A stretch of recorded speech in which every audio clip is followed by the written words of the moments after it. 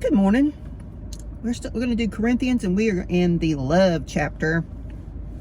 That a lot of people use this passage in weddings, but I think the meaning sometimes gets a little skewed in the weddings because people associate that with romantic love, and that's not what this is about. Because romantic love, yes, can last forever, but the romantic part turns into the real thing.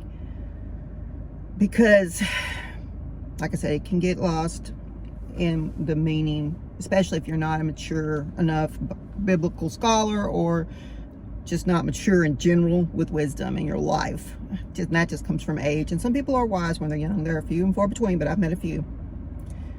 The excellence of love.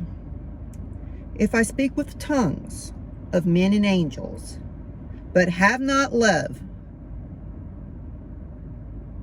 and there's brackets here, for others growing out of God's love for me, then I become only a noisy gong or clanging like a cymbal. In other words, just an annoying distraction. And if I have the gift of prophecy and speak a new message from God to the people and understand all mysteries and possess all knowledge, and if I have all sufficient faith so that I can remove mountains, mountain moving faith, the kind of faith they say, speak to your mountain. If you have that, but you don't have love, in other words, reaching out to others, then I'm nothing. If I give all my possessions to feed the poor, and if I surrender my body to be burned, but do not have love, it does me no good at all.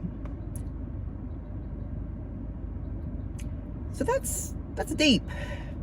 And we're not going to do this chapter all at one time, because that right there is something to think about. You can have all these heavenly gifts, but if you don't have the love, the kind of love that grows out of for others out of God's love for you, you are just an annoying distraction. Now, I know there's people that will look at this and not understand it.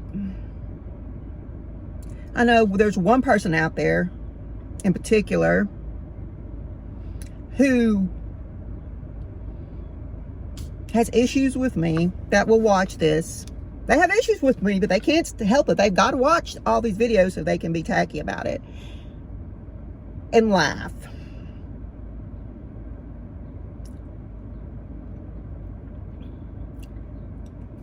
You can have this love for others out of the love God has for you.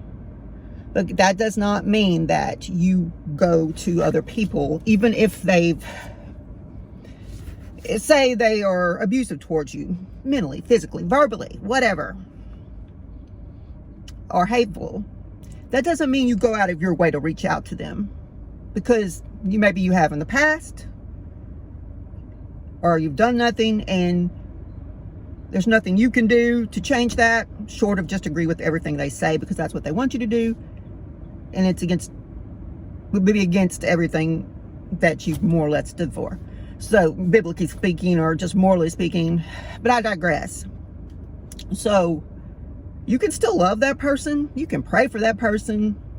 But that doesn't mean you have to you don't have to continue to take the bad energy, I guess you would call it, that comes from another person. But you can still love them. This passage has to do with loving people even when they don't love you. It doesn't mean you have to take their abuse, whether it's a spouse, a boyfriend, a parent, a child, a coworker. I mean, some people keep jobs that they are verbally abused at. As long as you don't stoop to their level, then you are showing love. We'll continue this later. It's rainy. That's why I'm in the car. That's why I got frizzy hair. I've been sick for a while, so I skipped last weekend's video. We'll carry on with this. I love you.